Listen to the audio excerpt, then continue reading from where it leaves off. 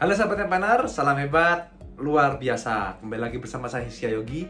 Pada video kali ini saya akan membahas satu tips bagaimana caranya Anda untuk melunasi hutang dengan tenang.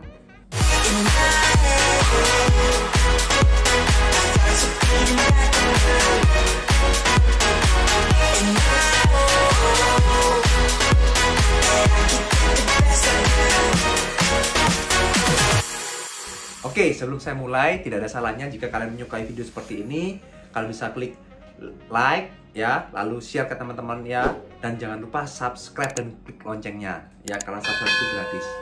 Oke, saya akan bahas bagaimana cara melunasi hutang dengan tenang ya. Tapi sebelum saya bahas, kalian harus mengerti kalau hutang itu ada dua teman-teman ya, ada hutang baik dan hutang buruk. Hutang baik itu adalah hutang yang kita gunakan untuk bisnis ya, agar bisa menghasilkan penghasilan lagi ya.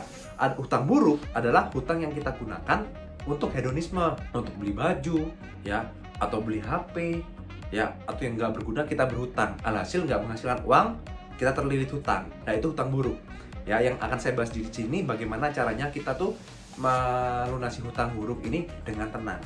Karena kebetulan saya dulu pernah mengalami, terutama utang kartu kredit ya.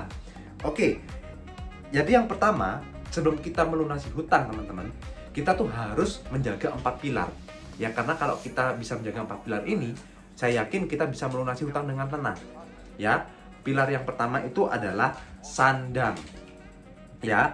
Sandang tuh seperti apa teman-teman? Maksudnya kita tuh jangan sampai nggak punya baju, itu kan kebangetan ya. Bagaimana kalau kita tuh tidak punya baju ya, baju robek-robek, mau bekerja bagaimana teman-teman untuk melunasi hutang? Kan nggak bisa ya. Jadi yang pertama, jangan sampai sandang ini kalian tidak bisa tercukupi. Sandang dalam arti begini teman-teman, tidak perlu beli yang mahal, belilah yang cukup saja, yang penting kita layak pakai ya. Jangan sampai beli yang robek-robek, malah Anda diangkut nanti ya, dipikir orang gila teman-teman, bener nggak ya? Jadi jangan sampai dengan adanya kalian punya utang sampai nggak bisa beli baju sampai robek-robek, jangan.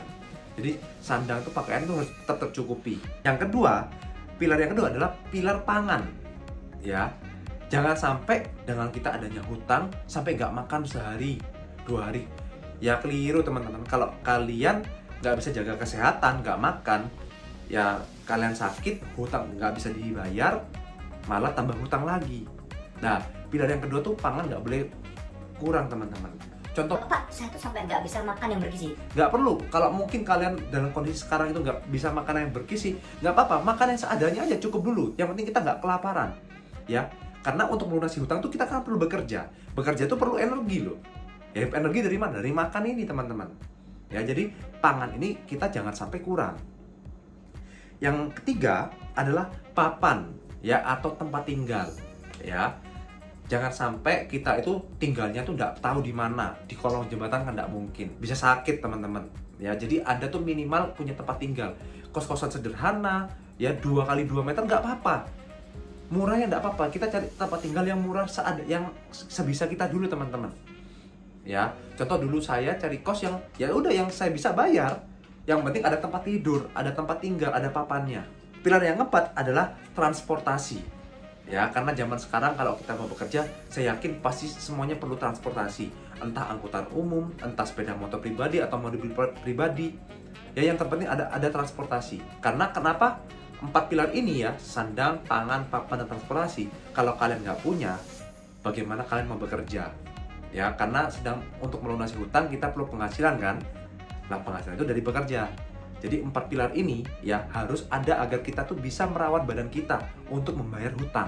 Jadi caranya bagaimana? Jadi ketika Anda teman-teman sudah memiliki penghasilan ini dipotong 4 ini teman-teman. Sandang, pangan, papan, dan transportasi. Ya, sisanya untuk melunasi hutang. Ya, jangan sampai kita punya penghasilan dibayar hutang semua, 4 ini nggak kita terpenuhi, kita bisa sakit, nggak bisa. Jadi dipotong 4 dulu ini. 4 pilar ini sudah dipotong. Kalau bisa, kalau masih tidak cukup penghasilannya, gimana? Bagaimana caranya menghemat? Bagaimana caranya meminimalisir ini 4 ini? Ya tetap ada, cuma kita lebih berhemat. Kan bisa. Contoh, kalau dulu cara saya untuk makan ya, saya ke pasar, masak sendiri, lebih murah. Ya kan? Baju, beli yang biasa-biasa aja, yang diskon-diskon, nggak apa-apa. Ya, jadi dikurangin. Tapi kalau masih nggak cukup lagi, bagaimana caranya?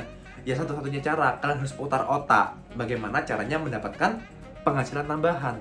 Zaman sekarang lo banyak sekali teman-teman cara untuk mendapatkan penghasilan tambahan. Menjadi reseller, ya berjualan produk. Mungkin bagi Anda, Pak, saya pegawai, bagaimana? jangan alasan, ya. Sekarang ada online shop, ya. Kalian dari gaji nggak cukup, ya kalian reseller lah, ya. Buka toko di Shopee atau di lain-lain, buka lapak dan lain-lain kan bisa.